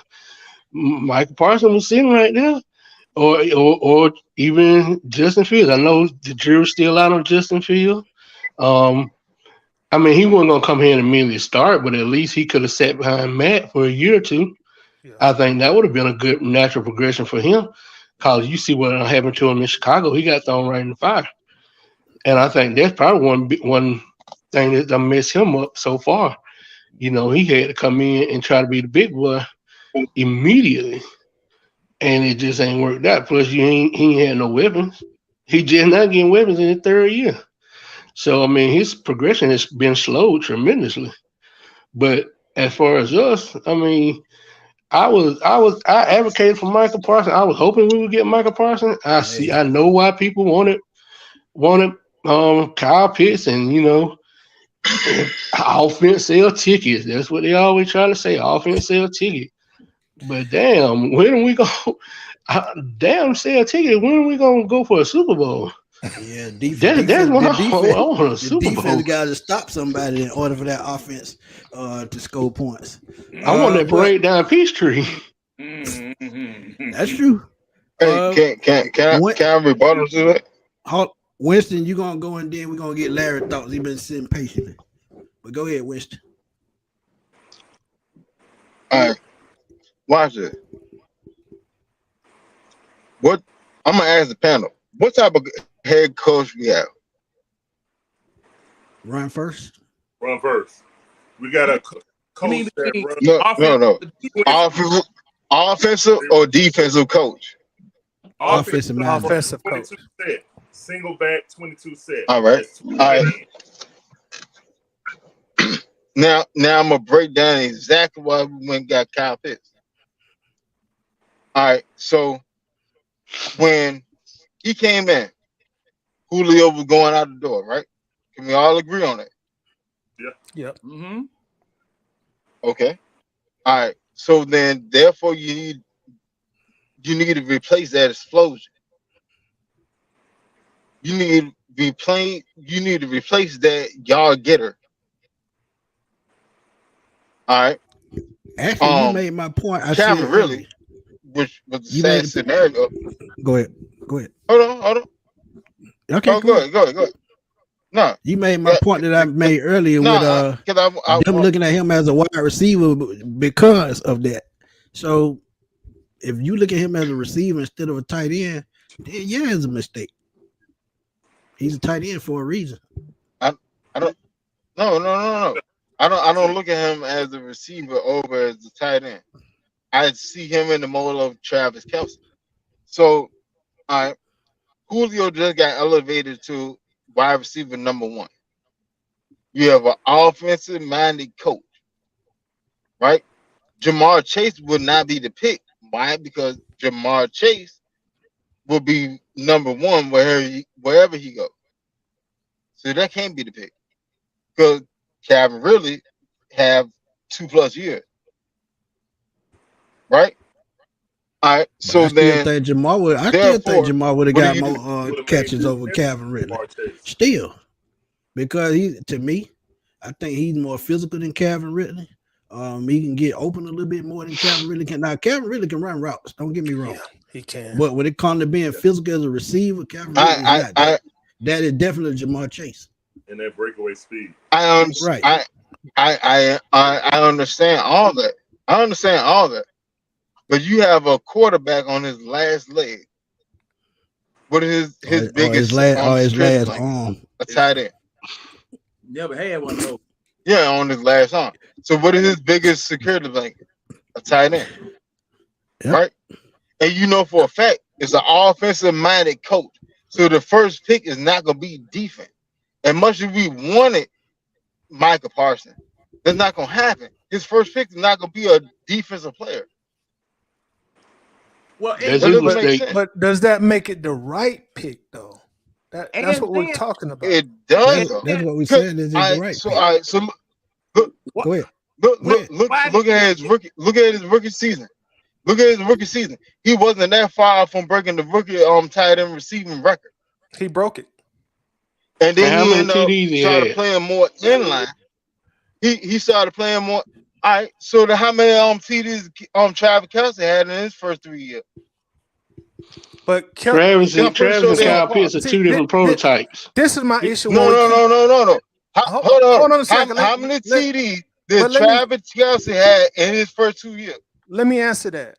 When you keep reverting back to Kelce, you got to also understand he's a 3rd round pick. That makes a huge difference when you compare the two. Kelce didn't come in with the hype like Kyle Pitts did. Right. Yeah, no, he did not. So It doesn't when matter. when All right, it, so it does. even if It even Let me say all this, right, so Winston. then When Hold on, Winston. Hold along on, the Winston. same lines, then so then we should be fine with Desmond Ritter, because Travis Kelce was the 3rd round player, and he's gonna be a Hall of Famer. But the thing when you say Ritter is also a 3rd round pick. So if Ritter That's doesn't work literally what I out, just said. hear me out. If Ritter doesn't work out at the end of the day, it's only a 3rd round pick. You haven't invested a franchise changing draft pick in him. Exactly. So where a player is drafted, it matters a great deal. I'll bring Julio Yeah, back up. pressure is different. When you trade up, you trade for him, you take Julio at number 6.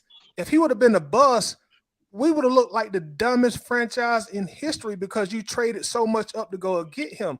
But luckily Absolutely. for us, Julio was one of the greatest receivers in this era. So now it looks like, okay, well, y'all probably won that. Y'all probably won that trade, Atlanta. So when you compare Kelce, like Kelsey's 3rd round. So you have to keep that in perspective when you compare the two. Yeah. I'm saying, But, so hold on, Winston. how many touchdowns did Julio have in his rookie season? Hold on, He Winston. had 6 or 8. He's 8. 8. No, he had Go ahead. 5. Go ahead, Larry. Yeah, 8. Go ahead, Here's Larry. the key point. I think he had 8.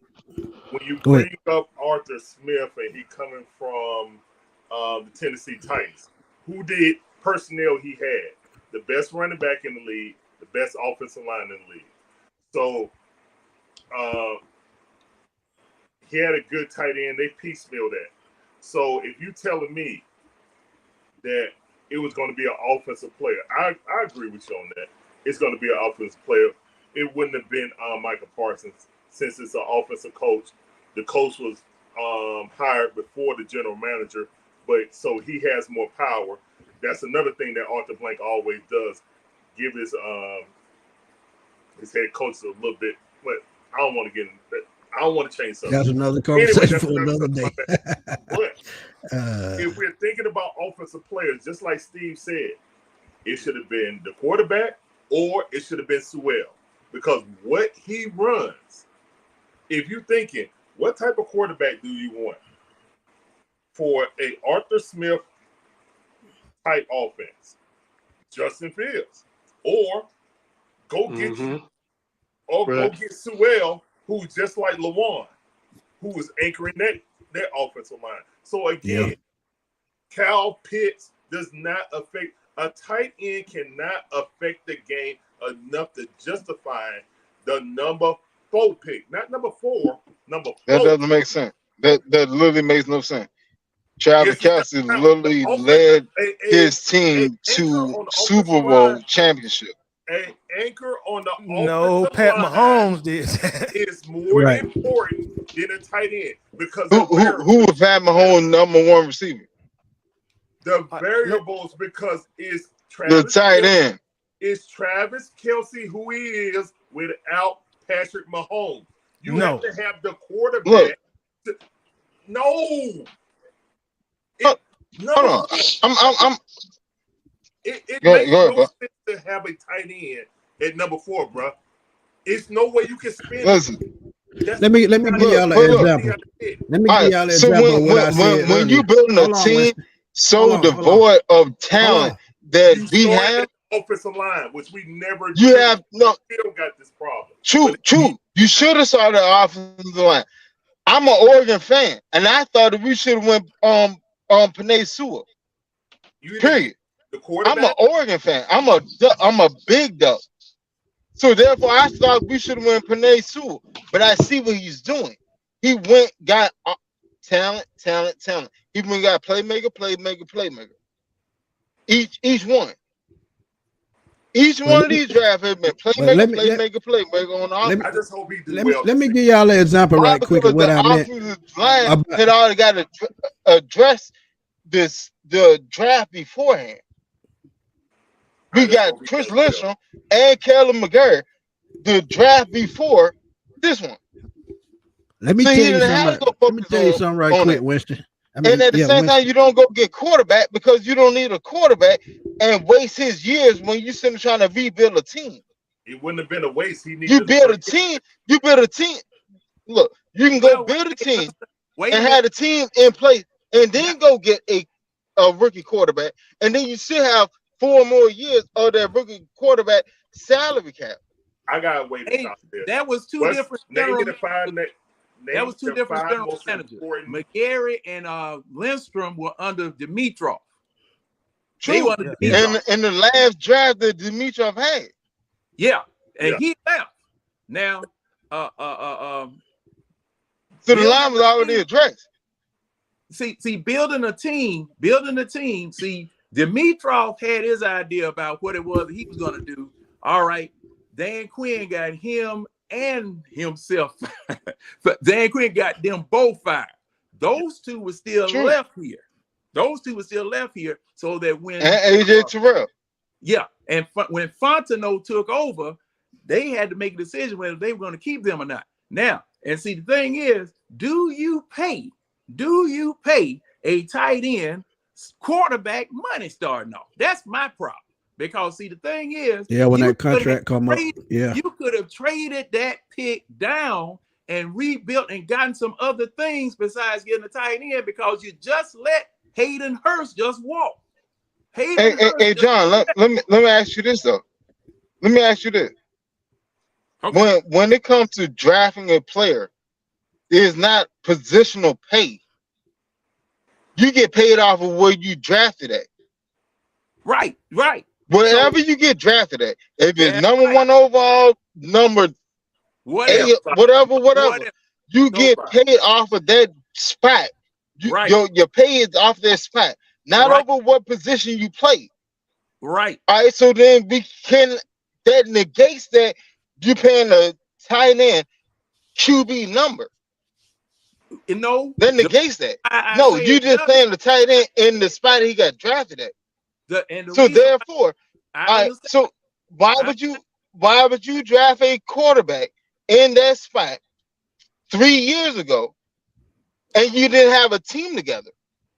Because you didn't have a team together, so therefore this quarterback would not be able to show you anything. So therefore, you will be coming up on a 5th-year option, and you don't know what you have at the quarterback position. You That makes draft no that sense. quarterback. You build a You team beforehand. Quarterback. Because see, the thing is, Winston, quarterbacks have been drafted on bad teams long time ago. Yes. If you were the number 1 quarterback, guess where you were going? To the worst team. Yeah, long Terrible time team. ago. And see, the thing, This a whole nother. This a whole nother. no, era. it's the same thing. You got running backs going in number 8. What? This is a whole nother era. Cincinnati, when No. they got what we call Joe it, Burrow. Yeah, when they got that Burrow. still applies today because Trevor It still Lawrence went applies to today. a terrible team in Jacksonville. Exactly. Yeah, same thing. Yeah, but that's right. Jacksonville Jacksonville said they went spent $100 million in the offseason. But But they he didn't have didn't no go to a coach. terrible They team. didn't- The team They just didn't have had no to coach. gel together. But Jacksonville, There's a difference. Jacksonville was the completely worst team different. in the league. Anytime you have a quarterback that has a certain type of talent, he's always going to get drafted early and first Yes. because that position Understandable. is just so But that valuable has in the nothing to league. do with what we have going on. Yeah, yes. Our team, our team was not there. Our team was not there. But see, Look at Arizona. Arizona took Kyler Murray number 1, right? Mhm. All right. Kyler Murray, Arizona had a better team than what we had on paper now. Not necessarily. Let me ask the panel a question real Try- quick, y'all. Arizona definitely had a better team than what Hold we on, had hold on on, paper. Quick question. Go In ahead. y'all's opinion, who do y'all think had a better or more impressive rookie year? Would you say Kyle Pitts rookie year in 2021 or Tyler Allgeier's rookie year in 2022? In your opinion? Algier easily because he had no Kyle pressure Pitts. coming into the season. Algier. Not even. That's And not he wasn't Kyle even Pitts. playing the first 2 that's games. easy. Algier. And Kyle Pitts, because he didn't have a running game. I would say Algier, and the reason why I would say Algier had help. You got you a real run blocking offensive line in front of him, which was a surprise to everybody. When and matter of fact, he owes it. Algier owes his season to what's his name? Huntley. He owes his season to Huntley because Huntley was the one that showed him how to run. Because you remember they handed Huntley the ball from the 10-yard line, and it was 10 straight, however many straight runs 14. until they finished with a touchdown. 14, yeah. And right after that, man, Algier saw how to run. Because when Cordarrelle Patterson got hurt, Cordarrelle Patterson was the only one that could run behind the doggone line. You know. But let me give y'all a quick idea as to why tight ends have to produce right away. If you look at the Detroit Lions, they drafted T.J. Hawkinson at number 10 a couple of years ago. He wasn't putting up the number that they wanted him to put up. So what did they do last year? Trade him to the in-rival Minnesota Vikings. So as I look at Kyle Pitts, this is why I said after this year, get mad if y'all want. If he doesn't produce this year, you got to trade him. I agree. See what you can do. This is why. This is why. And y'all giving me the reason why they got to trade him. They got to go up the board to get that quarterback. And I hate to say it. And that's no knock on Desmond Ridder. No knock on Desmond Ridder. I agree with you, Smitty. Hey, Smitty. Can you pull up T.J. Hawkinson rookie year stats and his second year stats? Or tied. Either one of them. Well, yeah, he finna do it. While y'all looking for that, I'm gonna say this. Kyle Pitts suffered from a significant downgrade at the quarterback position. Agreed. And man, so that really affected his second year. And you remember, hey Tidy, I remember you talking about the fact that and I think a lot of other people mentioning the fact that Kyle Pitts and Drake London were walking around moping and, oh shoot, I didn't get driving him to be doggone, for this. Because the thing was, the offense was completely different. It was just like they dumbed it down for Marcus Mariota. Okay, so that downgraded quarterback really affected him, and it made it where you can't fairly say that he underperformed prior to him getting hurt. All right, let me respond to you on that, John. That I would argue that's more of the reason on why it's such a questionable pick, because coming into that season in 2021, Matt Ryan is only going to be here another year or two. His skill set has diminished. His arm has got weak. So you're about to be able to do with Matt Ryan very, very soon. And you're going to have a transition period when it comes to the quarterback position. So you have to ask yourself, what Atlanta Falcons, if you knew your quarterback position was in limbo, why go get a receiving tight end who's normally going to be reserved for teams whose scheme is there, head coach is there, and quarterback is there. Yes. So it's almost like. Let me finish. I'm not saying that. I know Mariota made a big difference on Kyle Pitts' numbers, but you have to ask yourself, that's the number 4 draft pick. You don't really have time to waste that rookie contract when you drafted that number 4. You need a guy that's going to come in there and be a staple in the foundation, at least by game 3. I mean, the number 4 pick, and he's only averaging 2 receptions a game in year 2. So you have to question that pick. Along the same line, what is a quarterback biggest blanket? A tight end. I said it already. So if I know that I'm getting off this franchise quarterback and I'm about to bring in somebody new, why would I not go ahead and draft a high-end tight end to help him? No, well, you could. Well, if Matt Ryan was leaving, it depends on the offense, because I would actually argue Matt Ryan's rookie years or first couple years in the league, his blanket was his running game. Yep. Yes, it was. But that was a different era, though. That's the whole thing. That's a different era. But that's a whole different era. That was back when running backs were getting 300 carries per game, and I mean per season, and they averaging like if you didn't have a if you didn't have a we're gonna running be back honest. back then, they give you Derrick Henry about still get over 1,400 300 yards. carries a season. You have no run game. Yeah, Derrick Henry still do that now. He still getting That 300 That's what I'm carries. He saying. got 350 last That's year. true. That's true. But look, when they was the most successful, they had Delaney Walker and John New Smith. Yeah. Now tell me I'm wrong. Yeah. They had Delaney Walker and John New Smith tight end because that's where the ball was going. Okay. So why didn't they keep the tight end that was already here? Why you think they ain't bring John New Smith back in? I got a question. No. How many touchdowns? Why didn't the Falcons keep the tight end that you already had here instead of letting him go and drafting a brand new tight end that was because it was cheaper? No, it was cheaper. No, it wasn't. No. How not? That's not true. Kyle Pitts make more per money. year. Yes, it was. No. Per year it was definitely cheaper. Hayden Hurst was on a rookie look at the contract number. at the time. It was cheaper. Yeah, when we got Hurst, he was on the rookie deal. Hurst was on a rookie deal. When you have a veteran that average out X amount of dollars, whatever, and you bring in a rookie, long term, it's cheaper. I don't care how you want to spend it. Quarterback, running back, tight end, offensive lineman, edge, whatever. True, but it's cheaper. At the time, I would argue against that. Do you really think, and be honest, whose second contract you think gonna be bigger, Hurst or Pitts? Pitts easily.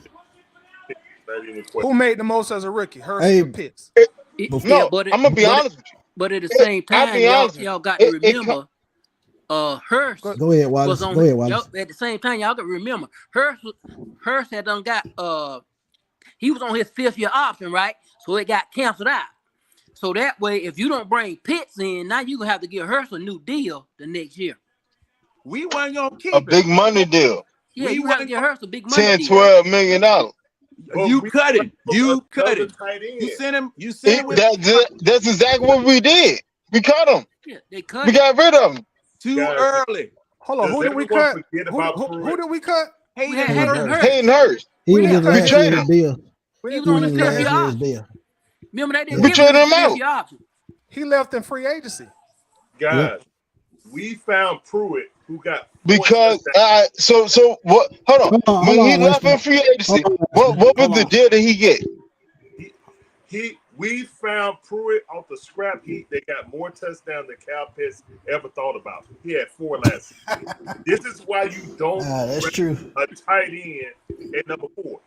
Case closed. Yeah. Kyle Pitts make more money. All right, so along what you saying, you saying that we should go with AJ Green over Julio Jones. I found a tight end on the scrap heap that got me along the same thing you sitting saying because he produced more touchdowns. We should go with AJ Green over Julio Jones. I found a tight end on the scrap heap. They got me 4 touchdowns last year. Practice squad. And what were his yardage compared to? I don't care about Kyle. He got me 4 touchdowns.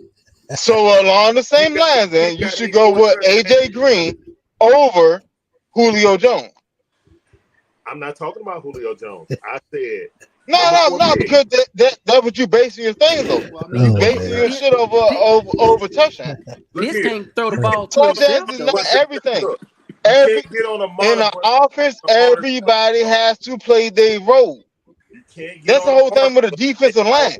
With a defensive line, you can have an outstanding person. He can be a Hall of Fame type person. But if that's the only person I got to worry about, I can close him out. He cannot do nothing if I send 2-3 people at him. I disagree. I disagree. How you disagree? Look at JJ Watt. Look at JJ Watt. I disagree. If you a special talent defensive player, you're gonna get yours. Yep. I don't care who you are. You're gonna get yours. No matter what they put you, no matter what team. Yeah, because the offense gonna have a hard time game planning for you anyway. Right. So I mean, yeah, that's true. That's definitely true. Wallace, what you think, man? I mean, you can go different ways with that Pitts pick. Cause at the same time, let's be true. We all didn't know that Julio was gonna be out of there before Pitts got drafted, did we? We The didn't know Falcons that. Well, knew. I take that back because The they Falcons talked knew. about that in January. Uh Yeah, huh. Before the Falcons and knew. we didn't find out the March. Yeah, So No, this I'm, is I'm another talking about. reason I'm talking why. about. I'm he talking definitely about came us out as the wrong ugly fans. one.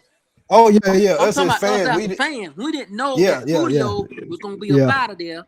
So therefore, the way we looking at it is you're gonna have Julio on one side, really on another one, and he bringing in another playmaker for his Pitts. Cause you ain't gonna be able to have nobody guard Pitts at the tight end as far as a linebacker or a safety, with him being that big. So yeah. That fact. and he's a tight end coach, just like you say. He had Delaney Walker and John Smith at the same time. Now Yeah. Hayden Hurst. Now let's look at this. I just found this. And Hayden Hurst just signed a contract for 3 years, $21 million. $7 million a year. What does Okay. Pitts make, John? Pitts make 35. See, that's the thing. He No, made no, he ain't made no $30 million. 35 per year. Don't do that. Don't No, no, do I'm no. that. saying total. No, no, no, no. Total. It No, no, no. total, total. I said it's a 4-year, $32 million contract. Okay. 8 million. That we just signed. That's his Yeah. second contract. No, no, no, No, no, no, no. that's What- Pitts' what- first contract. Pitts Not ain't- Pitts. that's No, not- no, no. He said Hayden Hurst. No, no, no. He said Hayden Hurst. I said Hayden Hurst just signed a 3-year, $21 million contract in 2022. He signed this in 2022. Yeah, last year. Yeah. All right. All right. So 2021, where was he? Atlanta. So No, he was in Cincinnati. Yeah, you're right. Cincinnati. He Cincinnati. left Atlanta in 2020. Yeah, he left Atlanta. So what Yeah. what was the deal that he signed in Cincinnati? that was it. No, So he he's didn't sign almost with done with that Cincinnati. contract. So he's almost done with that contract. No, because Yes, Hayden he is. Hurst and No, Carolina now. First contract is let me see, it runs all the way to 2025. Hayden Hurst and Carolina. Yeah, he Okay, with so he done Carolina signed now. another contract. So he done signed That's another what I'm contract. saying. So And then That contract he had with Cincinnati was a 1-year deal. It was Okay. 3.5 million. He wasn't making That nothing. makes sense. Yeah, that makes Yes, sense. it was. so Yeah, so, it wasn't much. Well, make- It wasn't much. so you could have signed Hayden Hurst, could you? I'm gonna ask because see now it might be some. Well, we didn't have the cap room. We couldn't buy a double cheeseburger from McDonald's last year. Right. We couldn't buy But nothing. we showed wait, whoa. We showed signed the doggone exactly. the $34 million. Yeah. That's right, a rookie John. exception, though. The rookie exception. That's No, what that's everybody no. got to mess No, up no. at. We Like, had- so when you have a rookie contract, you have guaranteed money, and then you have incentive in every Right. year of the contract. You don't And pay could you do that, Hayden like Hurst? all right, if it says we're gonna pay $8 million, you may only have to pay 4. You may only have to pay 3. You may only have to pay 5. All depends on what they do. Okay, couldn't we done the same It's thing a with guarantee. When you look at any contract in the at the NFL, end of- you look at a At the guaranteed end money. of the day, That's it. we could have afforded to sign Hayden Hurst, y'all. Yeah. We weren't that could have broke. signed Hayden He could have Hurst. found a way. How? Yeah, he could have You But found How? a way. that ain't the player what Arthur Smith wanted. I We can didn't understand that, Wallace. We didn't have other players. We didn't have nobody else on our roster. You let go of the tight end. Winston, listen, bro. He only signed $2 million guaranteed. I don't care how bad And the we cap literally space. had the highest number Winston, 1 year. Winston, listen to me, bro. in NFL Listen, history. bro. Listen. $2 million guaranteed. Any NFL team, no matter the salary cap, can find a way to sign that contract. Yeah, that's a vet How minimum for much did some Bro. people. Pruitt make last year? Bruh, do Look at you Pruitt not make know that same season we had the highest? We had 22 1-year contract.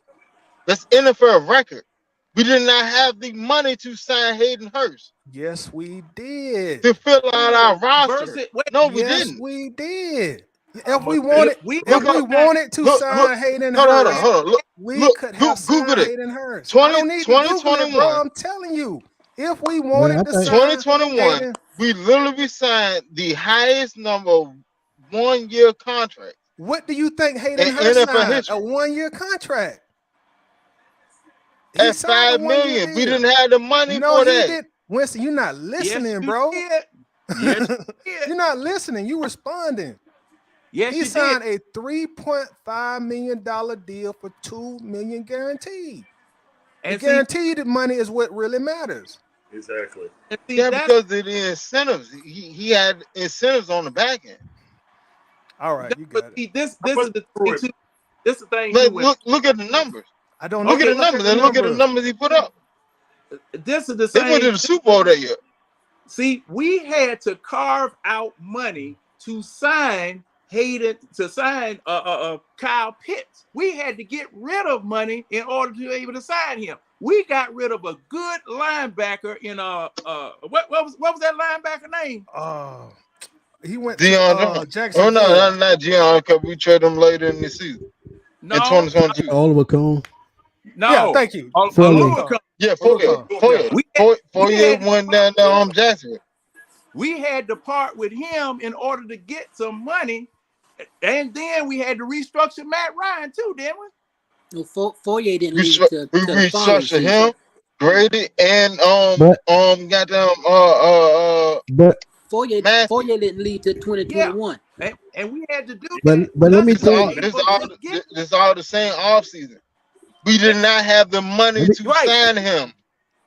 But let me tell you, this is the same offseason that we signed 21 players on 1 year contract to fill our roster. We did not have the money to sign. Listen to what you just said. We signed 21 players to 1 year, 21 on 1 year contract. 21. To fill our roster. But you signed 22.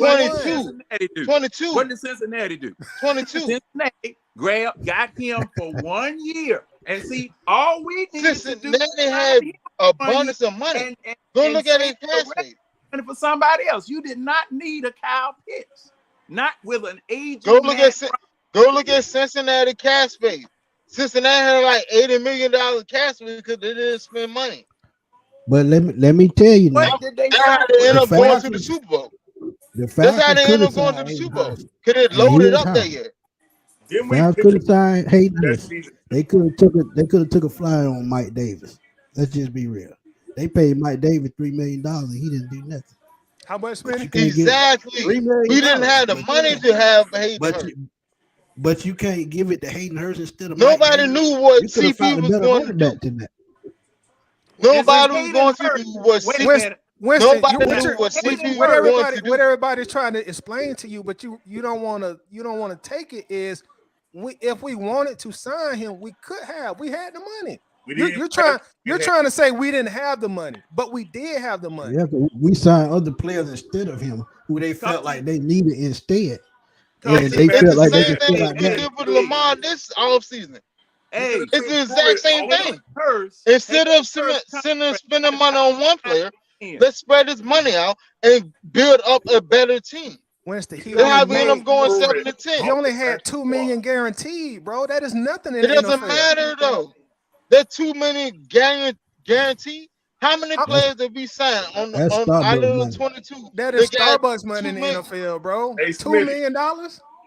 We didn't have Starbucks money. We only had did we get Pruitt 17 million? On the practice squad the same year we drafted Kyle Pitts because of Pruitt. How much cap money did we have this offseason? Yeah, he was there. He was there. We could have inserted. Pruitt didn't come till last year. Okay. I thought he came the year before. How much cap money did we have in the offseason of 2021? How much did Pruitt make? He probably made vet minimum.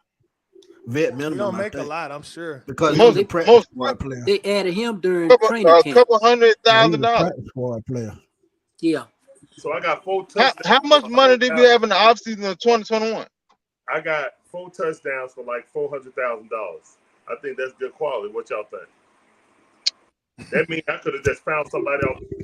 Again, proving my point. I'm gonna take it back. You could have found somebody on Craigslist for that. No 4 pick in the practice. If Arthur Smith is this offensive genius, and guess what he did? He made the guy on our squad get 4 touchdowns. So why you spending enough for on a tight end? Riddle me that. He built it for the future. But he made Pruitt. It's not necessary. It's not about, like, for one, I'm highly upset that we haven't brought back Pruitt. But at the same time, we said John Fitzpatrick was on IR. So I can understand it, but it doesn't make sense to me. But at the same time, like, but to Larry's point, Weston, I'm gonna be real. To Larry's point, it's the same reason why I said earlier. He don't produce this year, you gotta trade him. I hate to say it. Got to. I'm not against that. I'm not against that at all. I'm just saying that it wasn't a bust pick. Because this season is gonna show whether he's that guy or not. We ain't saying bust pick. Yeah, we it's never definitely said not a bust. bust. We saying Not bad. a bust. We never said it was a bust. What we're saying is that with that pick, you gotta choose a player in a position that's more vital to the team. Tight end is all right. Let's name off the positions that's more important than the tight end: quarterback, defensive pass rusher, offensive lineman, cornerback, left tackle. Left tackle. All right, Your anchor, left tackle, your center, because he's the closest to the defense. Let me ask you this. All right, so with hindsight and what happened in the past is still congruent with what's going on right now. All right. Right? Mm-hmm. Would you still go with a quarterback 2 years ago? That doesn't make sense. Because you wasted 2 years of his contract. But We will be in the same position that Green Bay are in. Because they hoping that Jordan Love would be that guy. But Winston, there's no indication showing that he would be that guy. You said Matt Ryan was done. Wait a minute. How are you going to waste 2 years of the quarterback? Because, see, all right, if you in 2021, you sign a quarterback, he's going to be on the bench only 1 year. 1 year. 1 year, not 2, just 1. Just 1. He And takes I do believe Just one. Just 1. Not 2 years. You're not wasting 2 years. You're wasting only, quote unquote, wasting only 1 year.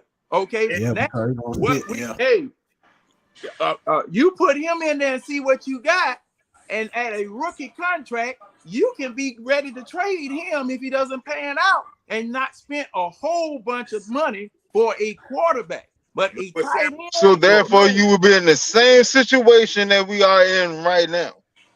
No, because you talking about trading a quarterback. No, because you literally just said that we could trade a quarterback if that quarterback doesn't pan out. So therefore, we're in the same situation that we are in right now. Why? Because we have Desmond Ritter that we don't know what's going on, and we had to go through a whole season of that. You would know at the you end just said of the season what you're going to do. You would know at the end. Excuse me. You would know at the end of last season what it was you were going to do this season.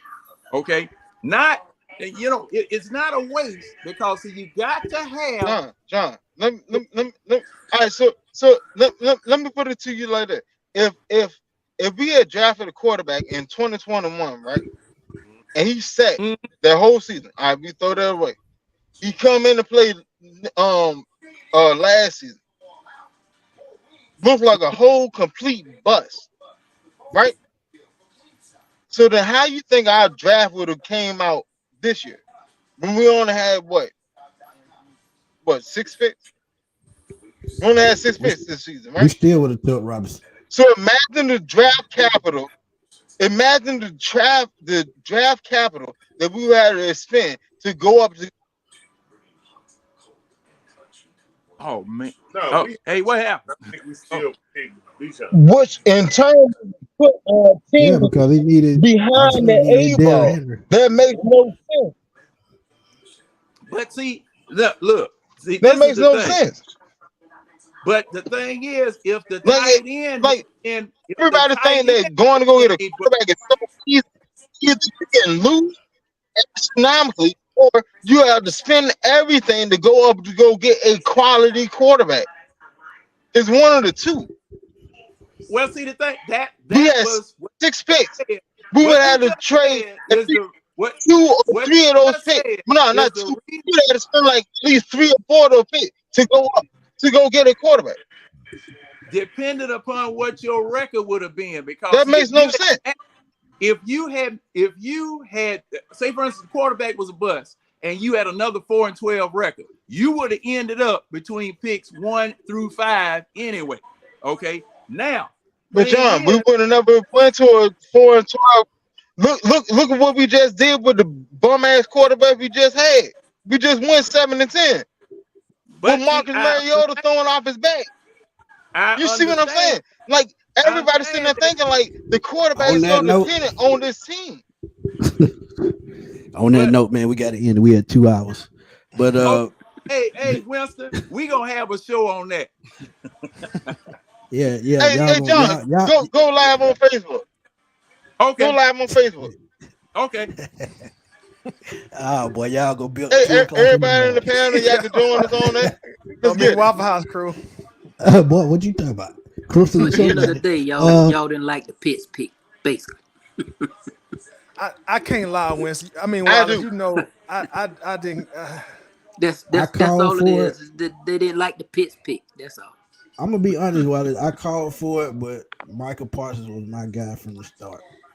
Yeah, I just a I guy agree like with you on that. that one. A guy like that, man, it could have set his defense up for years to come. Yeah, And that's one guy you're gonna pay no matter what.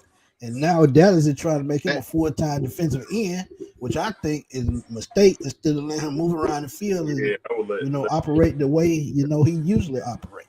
So sometimes you can mess up a good No, thing, but hopefully they mess up a good thing and he won't out of Dallas and Atlanta jumps in and try to swipe him up. he's But better with his hand in the game for I Dallas don't I anyway. don't believe that. I The, don't believe that because he's running he's around more everywhere. versatile. He's more versatile at linebacker, but he's more effective with his hand in the ground.